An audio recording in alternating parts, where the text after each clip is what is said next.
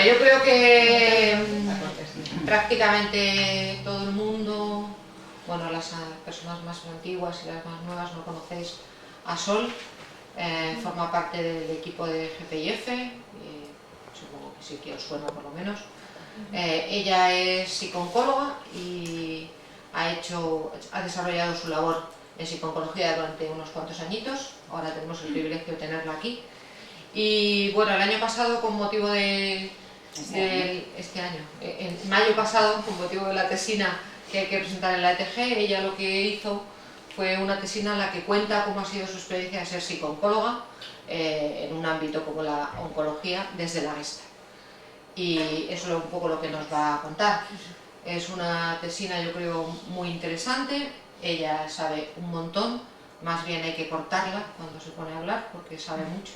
Y yo creo que es un privilegio escucharla y sobre todo darnos cuenta de cómo pone el corazón en las intervenciones que hace, sobre todo con mujeres con cáncer, que es así como, sí, quizás lo más con hombres, pero así muchas mujeres con cáncer, ¿no? Muchos casos por ahí.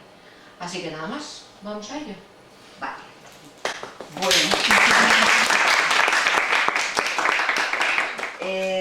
Bueno, Carmela la ha contextualizado efectivamente, ¿no? Esta es la presentación que yo hice en la tesina de las jornadas de la ETG y es verdad que lo tengo escrito y estructurado porque entonces en lugar de 2 horas pues podemos estar 4 o podemos estar, ¿no? O me puedo ir, ¿no?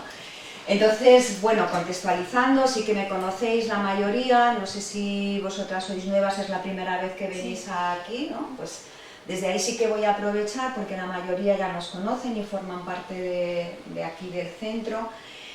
Carmela ha sido mi tutora de la tesina, ¿no? Y ella fue la que ha hecho posible que la terapia Gestalt pues forme parte de ese equipaje, ¿no? En el quehacer profesional por este territorio de la enfermedad oncológica, ¿no? Un territorio que, como vamos a ir viendo en esta presentación, pues está poblado pues, de abismos, de elevaciones y de, pues, con muchas emociones, ¿no? Van a estar ahí.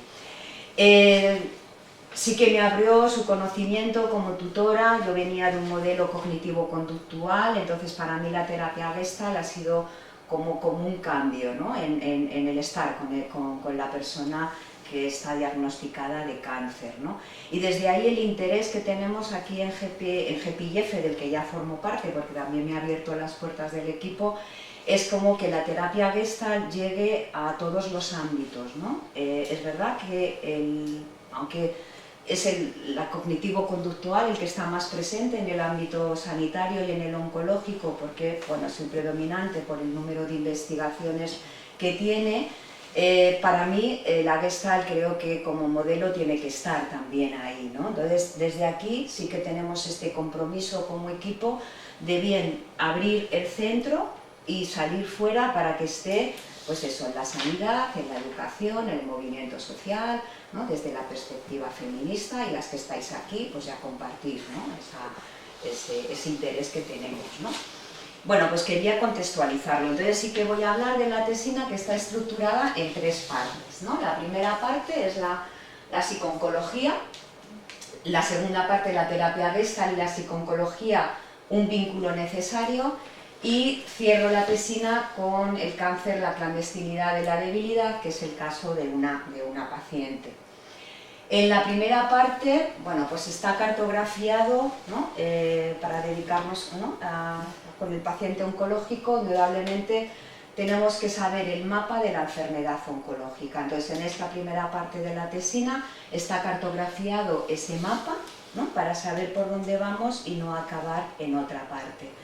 La psicooncología sería la disciplina que cartografía el sufrimiento de la mente que ocurre con el cáncer, ¿no? Y lo que busca es ayudar a la persona a encontrar un significado más tolerable a una enfermedad intrusa, no bienvenida, que constituye además pues, una amenaza para el futuro y para la vida misma, ¿vale? Esa sería la psicooncología la que nos va a marcar qué objetivos tenemos que trabajar con la persona que es diagnosticada de cáncer.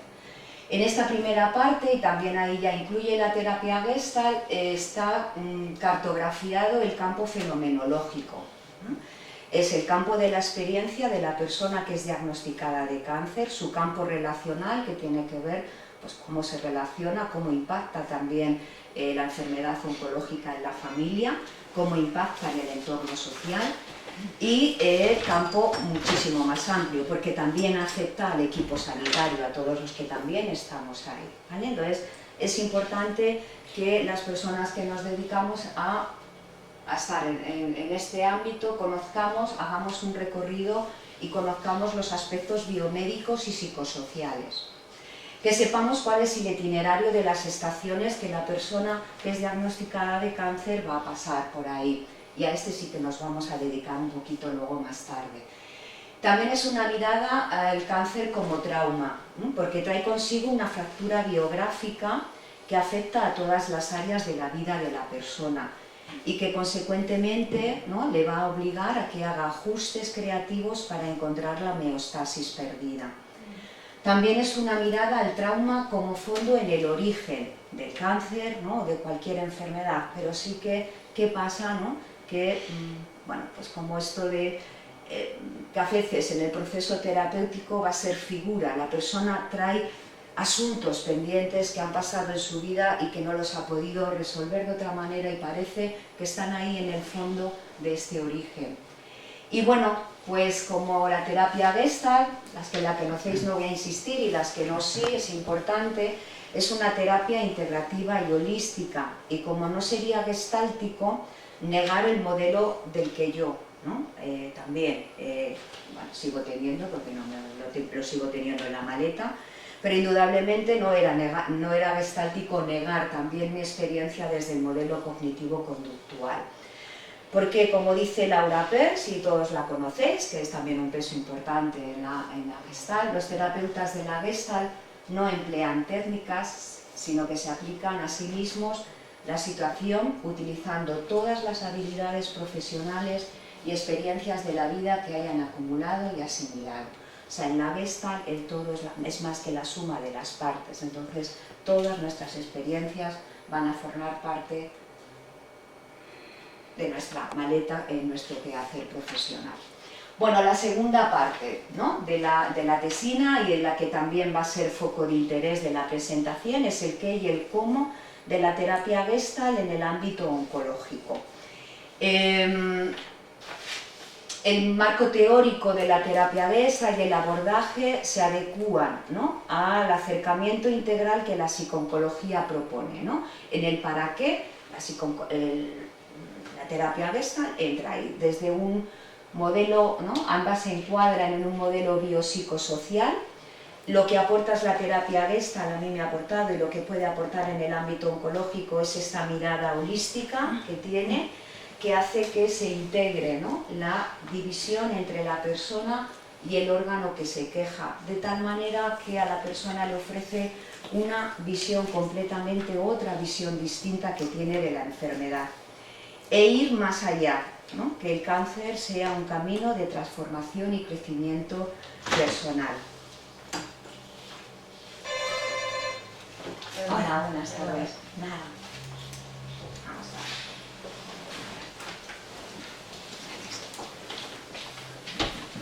Bueno, pues estábamos todavía, no nos hemos metido muy de lleno, ¿no? Para las que habéis venido nuevas, estoy explicando un poco la estructura de la presentación, ¿vale? Esta sería la segunda parte de la tesina, de la que vamos a hablar un poquito. El enfoque, desde el enfoque gestáltico, el objetivo deja de ser el síntoma y la intención de que la persona encaje en un modelo ideal de hacer frente a la enfermedad, para tener como único objetivo que la persona pueda darse cuenta, bueno, pues de cómo se siente, de cómo piensa y de cómo hace, de tal manera que llegue a la autorregulación organísmica y pueda llegar a la salud. Ese sería el objetivo de la terapia Gestalt. La persona que atraviesa una enfermedad oncológica necesita ser comprendida y solo es posible, y yo lo he encontrado muchísimo más fácil desde el proceso dialogal yo-tú, donde en el que tanto la persona como yo, como terapeuta, nos vemos afectadas y vamos cambiando en el encuentro. La integración del qué y el cómo de la terapia Gestalt, como he dicho antes, a mí me cambió la manera de mirarme y de mirar a la persona que sufre de cáncer, de tal manera que ambas hemos podido co-construir un encuentro nuevo, único, creativo, ¿no? Y muy rico, muy nutritivo, ¿no? Para las dos, donde, como he dicho, la persona sí que toma conciencia, ¿no? De cómo piensa, de cómo se siente, qué es lo que necesita, además en este momento tan importante, y cómo hace de tal manera que pueda conseguir que la enfermedad se integre en su vida cotidiana, ¿vale? Ese sería el objetivo también de la psicooncología, y la terapia Gestalt lo facilita muchísimo desde este encuentro. Y bueno, la tercera parte, ¿no? Pues desde este modelo, la enfermedad decimos que esconde lo alienado, aquello de lo que no queremos darnos cuenta, aspectos de la personalidad que permanecen en el fondo. Ir más allá del cáncer desde el enfoque gestáltico sí que nos lleva a mirar a lo que se oculta en el fondo. Y yo he encontrado que lo que se oculta en el fondo, y esto no es mío, me lo aportó Valentina, ¿no? Es la clandestinidad de la debilidad. Valentina es una mujer que hizo de la fortaleza su bandera y que el cáncer quebró teniendo que arriarla. Durante el proceso terapéutico con ella tuvo ese ajá, ¿no? De el mensaje que la enfermedad le traía, y era la clandestinidad de mi debilidad. Yo estaba por entonces con la tesina y era como, me impactó su historia, me impactó su frase, y sobre todo porque la clandestinidad de la debilidad era justo lo que yo encontraba oculto en la mayoría de las personas que yo he visto en la práctica clínica, y porque además también refleja mi propia vulnerabilidad, ¿vale? Entonces dije, esta es. Y... Hola. Hola. Hola, hola. Y cogiendo un poquito de... Bueno, pues presentadas las tres partes de la tesina y ha despertado el interés para que la queráis leer, pues lo que vamos a hacer ahora, ¿no? Es ese recorrido panorámico por el mapa de la enfermedad oncológica. Y es el camino que la persona transita, para dejar este mapa a un lado, porque en la relación terapéutica lo verdaderamente importante no es el mapa, o sea, ese conocer, ¿no? La enfermedad oncológica, sino que lo verdaderamente importante e interesante es lo que sucede en el entre, ¿no? En esa relación terapéutica, eso es lo que realmente es importante. Y es ese flujo irrepetible de emociones y situaciones que se dan, ¿no? Y que se dan entre la persona que consulta y las mías o las de la terapeuta que nos ponemos delante. Por eso yo os voy a invitar que calzar, ¿no? Calzar sus zapatos, ¿no? Porque vamos a hacer un recorrido, ¿no?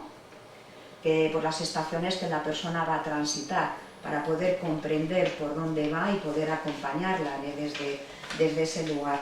Entonces sí que os invito a que os calcéis los zapatos para entrar en su mundo fenomenológico, y desde la Gestalt lo hacemos con una actitud de percibir y sentir a la persona genuinamente como la persona es, o sea, es una persona, no vemos el síntoma, no vemos la enfermedad, sino que realmente es la persona a la que tenemos delante y es a ella a la que realmente sentimos y percibimos desde esta actitud. Y tenemos que poner entre paréntesis nuestra creencia sobre la propia enfermedad, ¿no? Para que no interfiera en ese entre. Y tenemos que también tomar conciencia como terapeutas de cómo es mi sentir, ¿no? en este recorrido, cuáles son mis reacciones y cuáles van a ser mis experiencias, para que en ese entre no pueda interferir en ese proceso, en el proceso terapéutico de la persona que tenemos delante. Así que espero que esta actitud se adivine con las viñetas, porque voy a presentar casos, y espero que esta actitud se adivine, ¿no? Y con las viñetas que voy a presentar.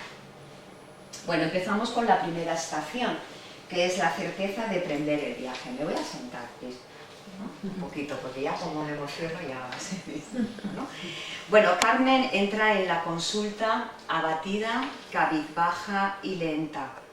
Le acompaña a su hermana, que es la que pone voz a lo que a Carmen, a cómo se encuentra desde el momento del diagnóstico, 3 semanas antes. Encerrada en casa, duerme la mayor parte del día, está en silencio y le han retirado el antidepresivo y el ansiolítico 3 días después de su prescripción como posible causa de este estupor catatónico que tiene Carmen desde el momento del diagnóstico. Le pido a Carmen, narra en voz alta el momento de recibir el diagnóstico como si estuviera sucediendo aquí y ahora, tal como me parece que te cuentas en silencio una y otra vez. Carmen levanta la mirada y en voz baja, entrecortada, no lo esperaba. Había estado unos días antes en la consulta privada del médico del hospital para adelantar las pruebas por el sangrado y el olor vaginal que tengo. Había pasado recientemente la revisión ginecológica con el mismo médico en la consulta y todo estaba bien.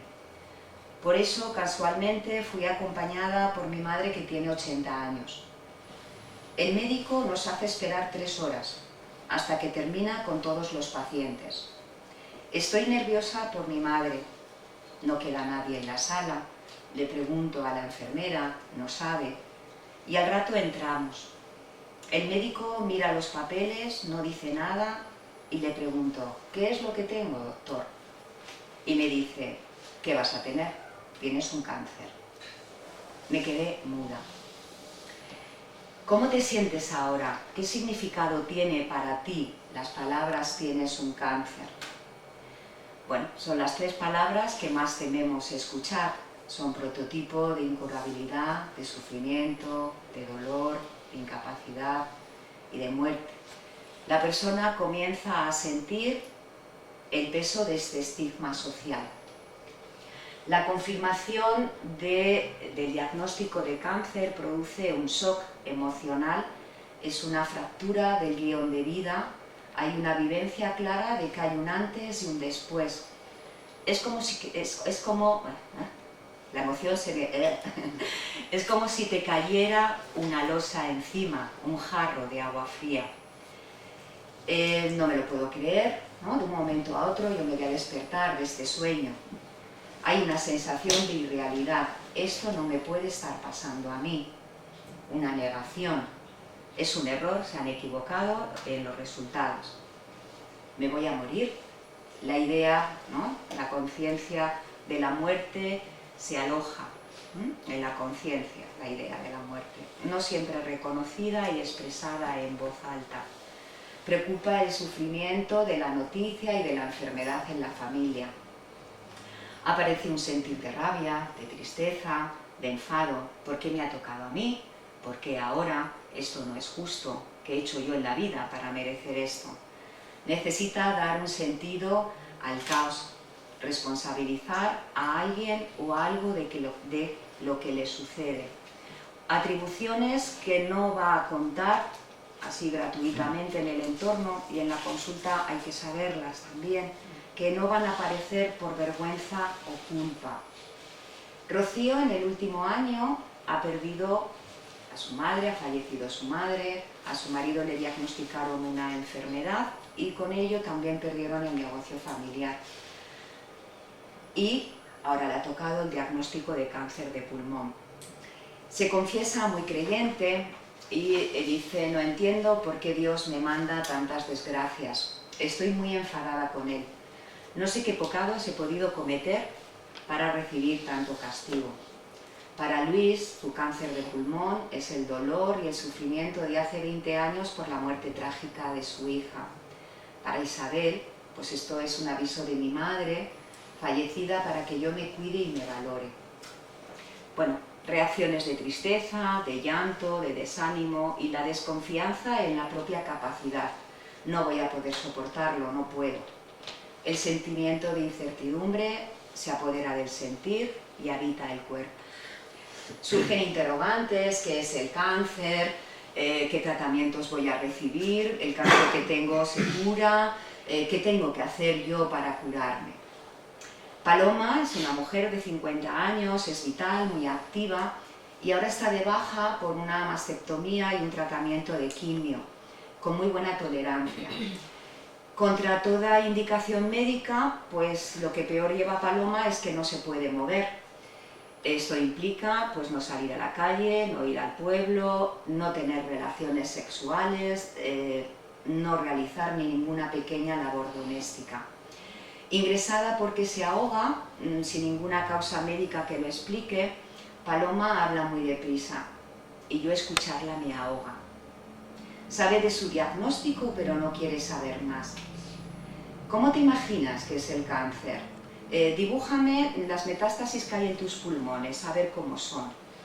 Paloma dibuja unas bolitas pequeñas e imagina, si yo me muevo, estas bolitas se mueven por los pulmones y se pueden ir de un lado a otro y se pueden ir a otro lugar del cuerpo.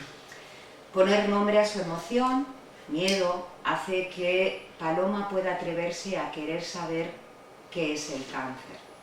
Y así pudo entender que el cáncer se origina a partir de una célula alterada y que suele ir más allá de sus límites por infiltración local, por el sistema linfático o los canales vasculares. Darse cuenta de las sensaciones corporales, de su respiración mientras habla y comprender su enfermedad significó para Paloma la posibilidad de realizar actividades que le hacen la vida más satisfactoria y bueno, ha planificado su boda, se ha casado y sigue estupenda con su tratamiento de quimio, ya lleva 4 años con la enfermedad. Bueno, pues pasamos a la segunda estación.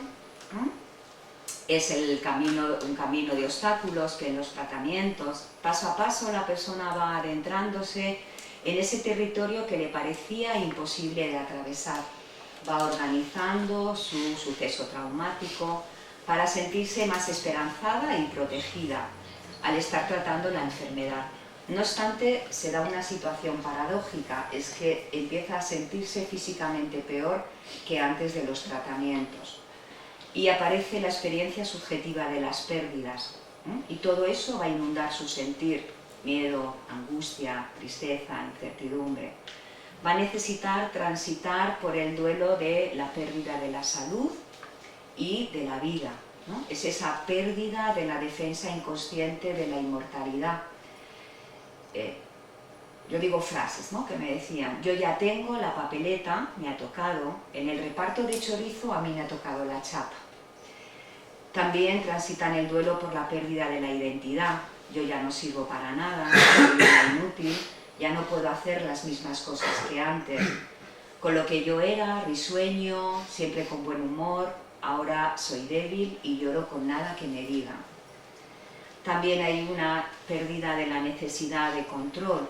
No puedo hacer planes de un día para otro, ni siquiera de un momento para otro, es que no sé cómo me voy a encontrar. La pérdida de la imagen de sí mismo, no me reconozco, doy asco, y otras pérdidas como pueden ser las experiencias sexuales, la capacidad de procreación y otras, ¿no? Bueno, final de los tratamientos y las pruebas indican que está libre de enfermedad. Ahora el reto es incorporarse a la vida cotidiana. Alejada del proceso médico, ahora sí que hay mayor espacio psicológico para ocuparse de lo emocional. Ahora es cuando puede permitirse dolerse, puede vivenciar su experiencia, ¿no?, y también la experiencia de vida. Es darse cuenta cómo los conflictos personales del pasado han estado muy presentes en la manera de afrontar la enfermedad. Darse cuenta de cómo se sienten emocionalmente suele crear bastante confusión, porque anteriormente ha habido como esa contención emocional o anestesia emocional para dedicarse a todo el proceso médico. María lleva libre de enfermedad 2 años, ¿no?, y expresa, ¿no?, la deriva la oncóloga en la revisión de los 2 años de su cáncer de mama. Tal como la ve en consulta, la oncóloga cree que efectivamente después de 2 años tiene muchísimos nervios, con muchísima angustia y la cara totalmente desencajada. la deriva a la consulta y bueno, pues María expresa: la idea de haber tenido un cáncer está continua en mi cabeza, todos los días, pero cuando se acercan las fechas próximas de la revisión médica no consigo centrarme en otra cosa. No duermo, fumo todo el día, fumo mucho y me siento culpable por no cuidarme. Tengo mucho miedo al fumar porque me va a salir otro cáncer. Y me siento tan mal que termino pegándome, pero pegándose. Y fuerte además, para poder romper todo este bucle. María ha mantenido una actitud de fortaleza de cara a los demás, como que nada le afecta, y sin embargo se siente muy enfadada con el mundo y tiene mucho miedo a morir, convencida de que le va a pasar lo mismo que a su madre, quien enferma de cáncer cuando María tiene 10 años, la misma edad que su hijo tiene ahora. La sensación de vulnerabilidad asalta su conciencia cada vez que mira a su hijo y el riesgo de tener una recidiva pende como una espada sobre su cabeza. Esperanza ha sobrevivido a 3 vecinos y a la nieta de un íntimo amigo suyo de 2 añitos. Y dice: no puedo hablar con la mamá de esta niña. O sea, me da mucha pena que la madre pueda recordar la muerte de su hija y además que piense que qué suerte la mía, ¿no? Que yo vivo y su hija no. También temo encontrarme a las 3 vecinas que han perdido a sus maridos de cáncer. Cuando me ven me dicen: cuánto me alegra que el cabrón del cáncer no haya podido contigo. Y Esperanza siente la exigencia de tener que vivir por los que han muerto, que tiene que hacer cosas importantes por los que ya no están. Y no tiene muy claro qué, así que tampoco puede disfrutar de lo que le gusta. Eso sería lo que llamamos el síndrome del superviviente. Y para Esmeralda, el diagnóstico de cáncer le puso frente a su angustia a morir. Esmeralda, desde muy joven, evita viajar, no sale del pueblo y también se da la paradoja que 4 de sus 5 hijos viven en el extranjero. Y ella se pregunta, con el diagnóstico del cáncer y después de pasar, ¿qué es lo peor que me puede pasar con el cáncer? ¿Morir? Bien, pues desde entonces decide vivir, así que pues viaja bastante a ver a sus hijos ahora. La vivencia de este hecho traumático le confrontó a Esmeralda con la vida, le reveló capacidades que ella desconocía tener y cambió también la idea de sí misma. Eso es lo que es el crecimiento postraumático. Bien, mucha emoción. Bueno, a ver, pues cuando el retorno, ¿no? Cuando el cáncer, ¿no? Vuelve, cuando aparece la recidiva. Vega está libre de enfermedad 2 años, fue diagnosticada de un cáncer de mama, le hicieron una mastectomía y está en terapia para mejorar la relación que tiene con su hija, que está muy distante desde que finaliza los tratamientos. Aparece un dolor en la zona de la mama afectada y Vega tiene muchísima resistencia a consultar con la oncóloga. Las pruebas confirman que hay metástasis óseas, que hay en el colon y que hay en el cuello también. Y bueno, pues ella dice: de aquí no hay quien me levante, ahora sí que me voy a morir, tengo mucho miedo al dolor y suicidarme sería la solución. La recidiva es el momento más devastador e induce a expectativas más pesimistas que el diagnóstico inicial. Sí que es cierto que bueno, pues luego vuelven otra vez a tomar cuando hay otra vez pues una propuesta de tratamiento, pero sigue estando ahí con todo lo anterior que hemos visto. Y sentada frente a Concha en nuestro primer encuentro me pide: enséñame a morir. Concha acaba de ser informada por su oncólogo que la actitud médica será paliativa debido a la progresión de la enfermedad.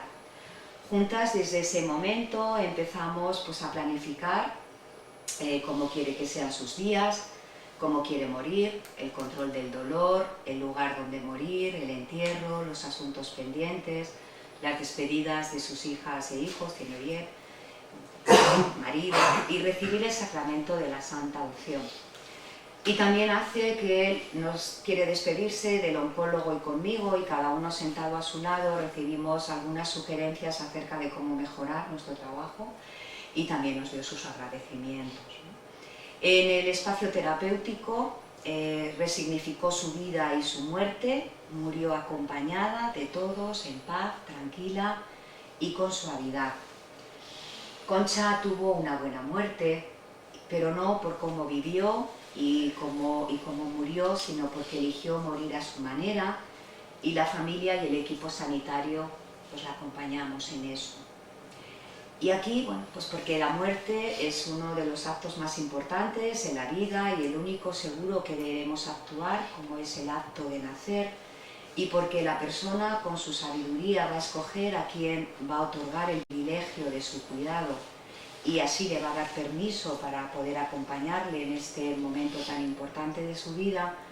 Como terapeutas tenemos la responsabilidad de saber tratar el miedo a la muerte, empezando primero a reconocer el nuestro, en lugar de ignorarlo. Vamos a tener que apropiarnos de nuestras propias proyecciones, ¿no? Entender que por más incómodo que sea nuestro sentir, pues la clave de su propia resolución va a ser sentirlo. Y por ello que vamos a tener que revisar como terapeutas pues nuestras actitudes, nuestras creencias, nuestro sentido de la vida, para poder estar a la misma altura de nuestras pacientes y de nuestros pacientes. Bueno, y pasado este recorrido, que es por el que las personas transitan y que inevitablemente como terapeuta también vamos a tener que transitar, bueno, pues como desde la terapia Gestalt, pues como, ¿no?, es este acompañar. Saber que el cáncer va a suscitar un proceso de despersonalización, que va a aparecer el yo cáncer, con un sentir de pérdida, de fracaso y de futilidad.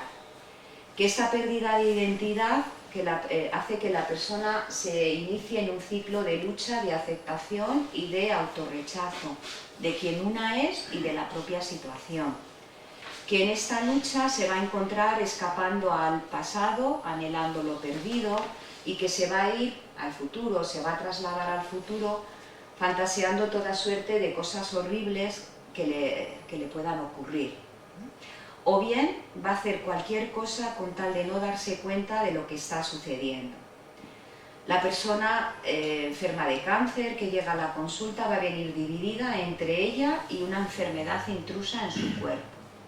Va a venir dividida entre ella y de lo que piensa, ¿no? Es como la cabeza no me deja en paz, yo no puedo evitar dejar de pensar que me voy a morir. Piensa en su situación actual, o sea, tener un cáncer ha cambiado mi vida, yo no puedo hacer nada, pero tiene dificultades para discriminar entre la sensación física corporal propia del tratamiento, de la fatiga y del dolor, y de la sensación corporal emocional, la tristeza, el enfado. Va a expresar emociones físicamente, tengo ansiedad, pero no va a tener conciencia de qué le hace sentir ansiedad. Para mí era muy común, ¿no? Es como escuchar, pues no sé por qué la tengo, pero paso todo el día ordenando papeles, los papeles del banco, los zaparios, las cosas, y se me quitan las ganas de estar con la gente. Es que estoy cansada, estoy cansada. Bueno, pues ¿para qué necesitas, ¿no?, dejar todo ordenado? ¿Para qué lo ordenas? Pues no conoce, no se da cuenta y no está en contacto real de con lo que hace y para qué lo hace, ¿vale? Si estamos ahí un ratito, efectivamente va a llegar que lo que está haciendo es una despedida sin tomar conciencia de ello. Sobrevive con un darse cuenta parcial. Entender que, bueno, todo esto son conceptos gestálticos, ¿no? Los que ya los conocéis, pues os va a resultar, a lo mejor a los que no, es como, esto es lo que miramos y lo que realmente seguimos en el proceso terapéutico todo el rato, estamos con la persona para que pueda tomar conciencia de cómo, en dónde se está moviendo, de qué le hace sentir cómo se siente, ¿no? Y que es inevitable sentir de esta manera. Se desplaza entre la polaridad opresor-oprimido, omnipotente e impotente, entre lo que debería ser y lo que se supone que es, sin identificarse con ninguno de los dos aspectos. Va a llegar con la idea de que nosotros podamos ayudarle o ayudarla a ajustarse a los debería, a cómo se debe ser. ¿no? Al mismo tiempo va a rechazar.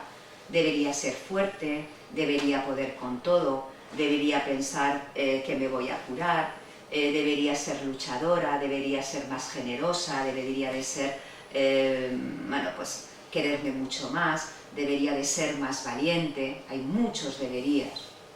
O sentirse como se debe sentir, también es cómo me debo sentir, tengo que aceptar mis cambios y tengo que sentirme feliz por el hecho de estar viva. O bien viene como una persona desvalida que no puede dejar de sentirse como se siente. Nuestro objetivo terapéutico va a ser focalizar ese proceso de darse cuenta en lo que siente y en lo que piensa, en el aquí y ahora de la situación, de lo que estás viviendo, de lo que es para ti, ¿no? De tal manera que ella pueda discriminar entre lo que piensa, entre lo que siente, ¿no? Y las emociones de todo este proceso que están ahí, como muy a flor de piel. Entonces, nuestro objetivo va a ser ayudar a la persona a que pueda encontrar un sentido de quién es y de cómo es, para poder conseguir darse un soporte a sí misma. O sea, tiene que dejar de ser como debe ser, pero claro, si nosotros también le vamos a meter ahí, ¿no? Debes de dejar de como debes de ser, tenemos que tener especial cuidado, tampoco entrar a ser el opresor, ¿no? Como terapeutas, ¿no? Bueno, ¿cómo lo hacemos? Os pongo un caso, ¿no? La diferencia, ¿no? Y ahí vais viendo, ¿no? Está escrito lo que yo voy haciendo con el paciente en este proceso. Esta es de una sesión. A Francisco, bueno, pues presenta síntomas de excitación, tiene una sensación de ahogo que le impiden permanecer en la sesión de radioterapia. La han intentado 3 veces, pero no puede permanecer el tiempo suficiente como para recibir el tratamiento. Entonces le deriva la oncóloga de la unidad. Bueno, Francisco es un hombre corpulento, muy grande, muy fuerte, y entra titubeante y se deja caer su peso a plomo sobre la silla. Con un pañuelo en la mano se limpia las gotas de sudor que resbalan continuamente por su cara. O sea, sudor es como si cayera la ducha, o sea, como si estuviera en la ducha. La camisa está mojada de sudor. Sus ojos muy abiertos se fijan en mí y se disculpa por su dificultad al hablar porque tiene un traqueostoma. Reconstruye, bueno, pues decimos, reconstruye la historia del cáncer, ¿no? Sometido pues, a esa operación de laringectomía y de quimio.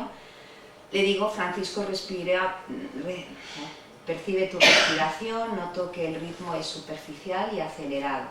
¿Cómo te sientes?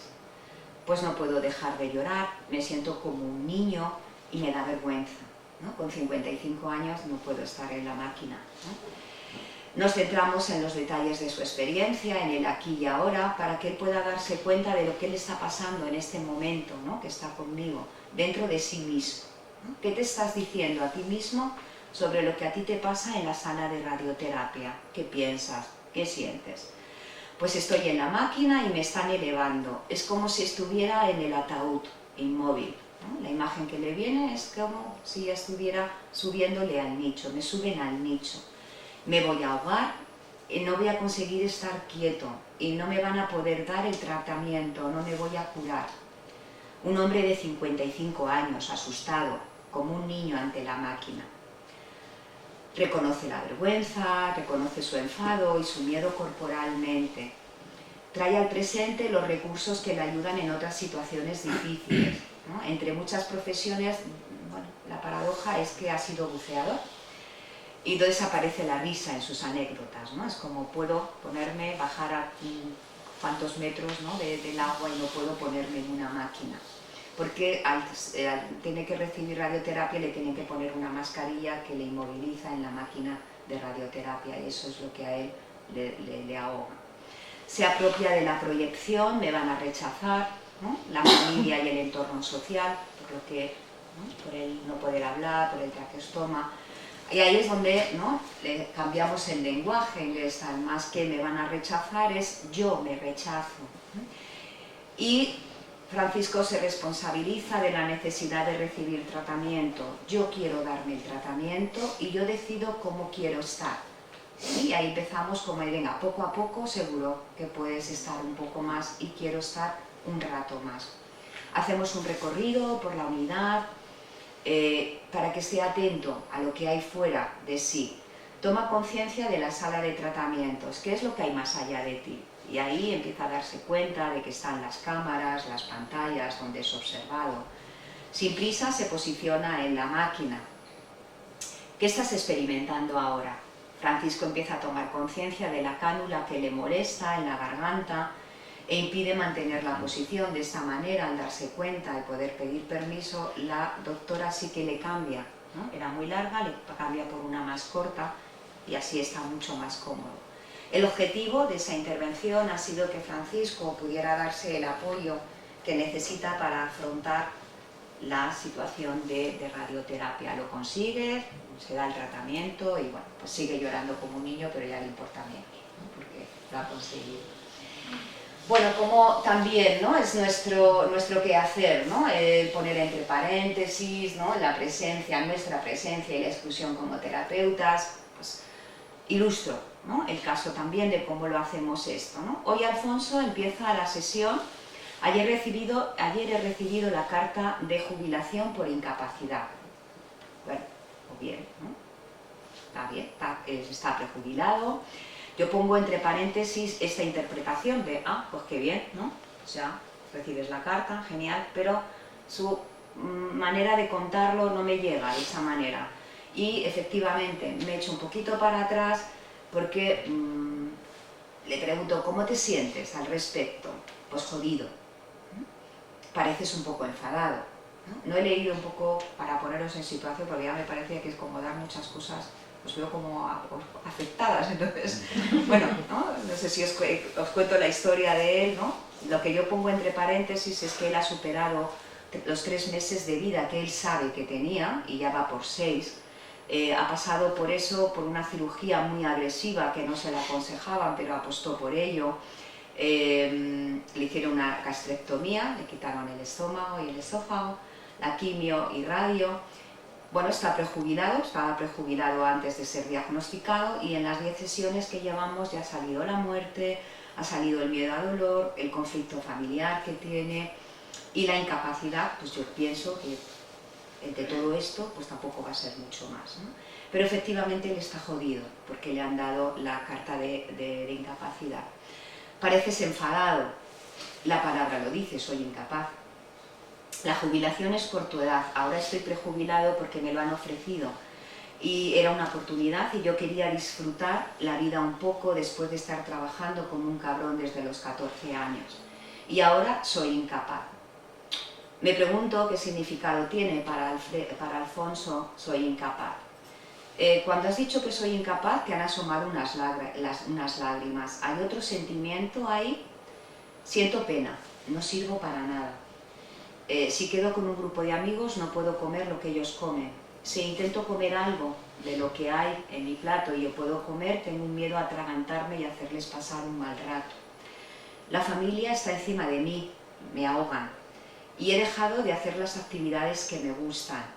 La gente me trata con pena y ya lo pone en un papel, incapacidad. Mi familia no entiende que me lo tome a mal. Carmen se presenta en las 6 sesiones que llevamos con el mismo chándal. Bueno, en ese momento le digo, Carmen, vienes con un uniforme de enferma. Carmen me mira fijamente, parece muy sorprendida por mi observación y sonríe. Te he adelgazado tanto que no me vale la ropa que tengo y este uniforme es lo que mejor me sienta. ¿Y que te impide comprarte ropa nueva, de tu talla? ¿Y para qué me la voy a comprar si la voy a dejar nueva?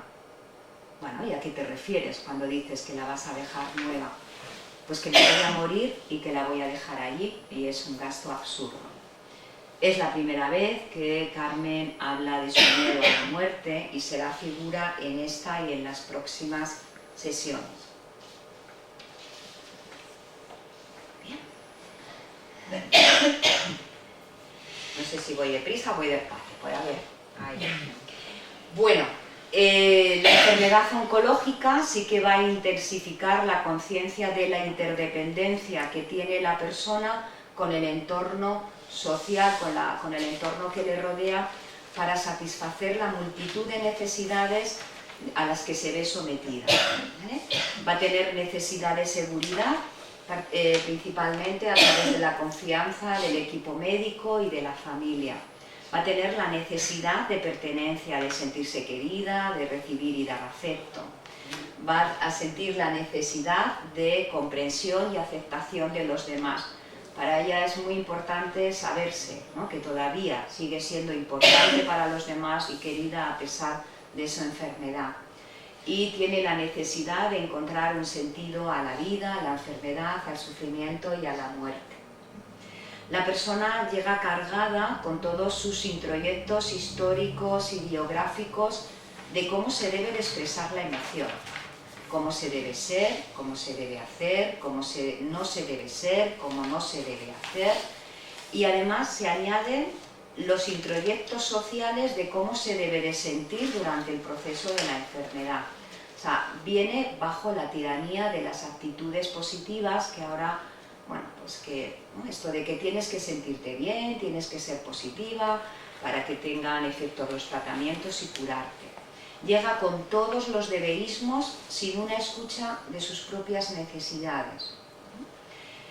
Se presenta con las expresiones del cuerpo y de las emociones censuradas y filtradas. O sea, se prohíbe expresar la tristeza o sentirla, la rabia, el miedo, el dolor, el afecto, el deseo. Esto puede ser paradójico, pero es verdad, como si siente el deseo de dar afecto, es no lo doy, no vaya a ser que vayan a pensar de mí que estoy peor de lo que realmente estoy. Entonces tampoco se puede expresar el afecto, bueno, pues es el deseo, ¿no?, ni lo positivo ni lo negativo.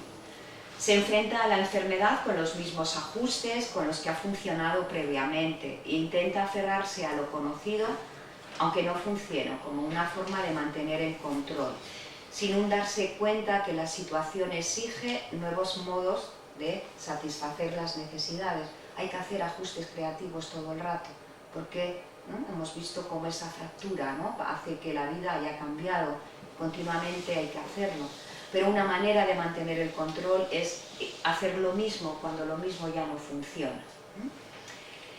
Bueno, Rebeca acude a consulta aprovechando la coyuntura de que en el centro de radioterapia pues hay atención psicológica. Ella está excesivamente centrada en su bienestar de la familia y todo está bien. No sabe de sus emociones ni de sus necesidades. Llega desensibilizada. No tiende a las sensaciones de fatigas propias del tratamiento. El tratamiento de radioterapia produce mucho cansancio y sobre todo después, pero se va acumulando a lo largo de las 30, 25, 30 sesiones que recibe. Por lo que ella sigue cuidando de la misma manera a su nieto de 2 años, al igual que está atendiendo sus quehaceres domésticos. Bueno, nos vamos a centrar en esa zona interna, ¿no?, que es cómo tomar conciencia de la fatiga. ¿Cómo te sientes después de la sesión de radioterapia? ¿Dónde, ¿no?, está, dónde sientes en tu cuerpo ese cansancio? ¿Y qué necesitas para ese cansancio que tú tienes? Durante la semana, tomar conciencia de su cansancio hace que ella haga cambios en los cuidados de la familia y en su cuidado. Y en las siguientes sesiones vamos a ir explorando, ¿no?, qué le está pasando durante, ¿no?, ese proceso. ¿Qué te estás diciendo a ti misma, ¿no?, con el tema de la enfermedad? ¿Qué significado tiene para ti? Y empiezan a aparecer los recuerdos dolorosos de su pasado. La muerte de su hija de 20 años con leucemia. Bueno, ¿cómo te sientes ahora, no? Toma conciencia de su tristeza, de la tristeza de ella, pero además de la tristeza de hace ya unos años.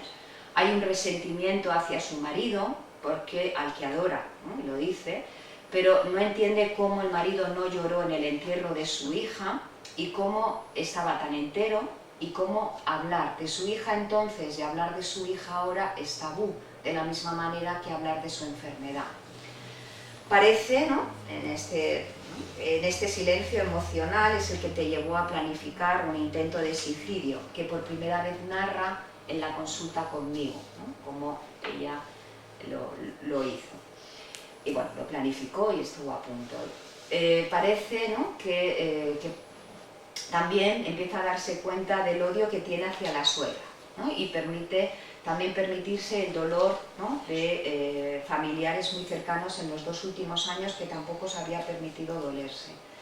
Y la preocupación por la boda de su hija, que es gemela de la que falleció, entonces está proyectando todo su miedo, toda su tristeza, su sentir en la boda de la otra hija antes de morir. Según va tomando conciencia Rebeca, ¿no? va realizando ajustes creativos, ¿no? en todo este ciclo, ¿no? que vamos viendo con ella, y habla con el marido de sus sentimientos. Escribe una carta a su suegra, que quema en el cementerio, además de llevarle un ramo de flores. Y empieza a recobrar la ilusión con los preparativos de la boda de su hija. Bueno, la terapia Gestalt no cambia a la persona, sigue siendo la misma persona, pero mucho más completa, integrando partes de sí. Rebeca reconoció sus sensaciones, lo que se aloja en la zona intermedia, integró sus sentimientos, ¿no? e introdujo cambios para alcanzar la salud, ¿no? Es como darse cuenta de la sensación como aliada para darse cuenta de aquello de lo que necesita, ¿no? Esto es todo el rato lo que trabajamos, ¿no? en el proceso terapéutico, que la persona se dé cuenta de lo que ella necesita para poder hacer algo distinto a lo que viene haciendo. Bueno, pues la enfermedad, y ya estoy terminando, ya ¿no? me levanto un poco para coger el tono, ¿vale? La enfermedad en la terapia, bueno, en Gestalt, ¿no? Se ve como una falla en la autorregulación organísmica, en ese ciclo que hemos visto de las necesidades, el ciclo de la experiencia. El síntoma se ve como un mensaje de los aspectos de la personalidad que permanecen en el fondo, ¿no? y que es necesario escuchar y comprender para poder integrar. Bueno, aquí como veis, si conocéis lo que ya conocéis, la silla, ¿no? hablamos con la célula oncológica para que podamos ver qué es lo que está pasando ahí, ¿no? qué aspectos de la personalidad la persona no reconoce dentro de sí y está alineando, y pueden ser como un mensaje importante, ¿no? que ella puede recobrar para su día a día. Nuestro trabajo terapéutico va a ser confiar, ¿no? en el potencial que tiene la persona para restablecer este círculo, o sea, dejar de estar en el debería para estar en lo que yo quiero, en lo que yo necesito aquí y ahora, ¿no? Y eso puede ser darme cuenta de mi cansancio o de descanso, o me doy un paseo, o pido, ¿no? Esa sería la autorregulación organísmica, sin que nosotros tengamos que añadir tampoco más deberías en este momento existencial que está pasando. Y bueno, pues yo encontré a través del diálogo yo-tú, de darse cuenta, de la experimentación, que es lo que hace diferente a la terapia Gestalt de otros modelos, ¿no? y de cognitivo-conductual, en el que se habla acerca de y no se experimenta de cómo me siento en el aquí y ahora y cómo es esto para mí, y hablarlo en el presente y en el aquí y ahora, para restaurar esa homeostasis perdida, de tal manera que llegue a la salud, que entendemos salud, curación como no ausencia de enfermedad, ¿no? sino que la persona pueda alcanzar su bienestar aquí y ahora con esto que le está sucediendo, ¿vale? Y bueno, y la terapia Gestalt nos permite, ¿no? ir mucho más allá de la enfermedad, integrar, ¿no? las partes clandestinas y alienadas, en esto de más allá de la debilidad, pues eso, tenemos que aceptar esa parte que todos hacemos porque no se nos note mucho, que es nuestra debilidad, vulnerabilidad, ¿no? Y así es como el camino del cáncer puede llegar a ser un camino de crecimiento hacia mí misma, ¿vale? Y bueno, pues no lo sé cómo está el cuerpo, porque esta es un poema que escribió una paciente en la que, bueno, pues me lo quiso entregar. Me pareció que, bueno, como cierre, ¿no? a lo que hemos visto y cómo es el sentir, pues lo leemos, ¿no? Si os parece bien. Y si no, sí. Sí, bueno, pues ella, en homenaje a ella, ¿no? Pongo amor, como todos los nombres que habéis oído, no son los nombres reales de las personas, ¿no? que he presentado aquí, ¿no? Entonces, bueno, pues amor dijo: hoy me encuentro algo cansada, perdida y ausente. ¿Dónde está mi alegría? Día a día veo que se pierde. Busco el motivo, no lo encuentro. A Dios pido ayuda, Él me la concede. Es un nuevo camino, tienes que aprender a caminar, con pasos firmes y fuertes. Es largo, duro y muy tortuoso. Está invadido de malas hierbas, cizaña, espinas que pinchan y duelen. Pero ahí está la ciencia divina, tu fuerza de voluntad, que nutre nuestros queridos seres, amigos, nuevas amistades, todos los que nos quieren. He aprendido que son muchos apoyos y mucha fuerza la que uno recibe. Nunca te rindas, sigue adelante. Aún queda mucho por caminar, ya se divisa el final. Es luminoso y resplandeciente, es algo divino y hermoso. Una bella flor, agárrala fuerte. No dejes que nada la dañe, cuídala con todo tu amor, es única. ¿Qué nombre tiene? Es la vida, que Dios nos concede. Gracias a Él todo es posible. Y bueno, pues muchas gracias por haber venido y por haber escuchado.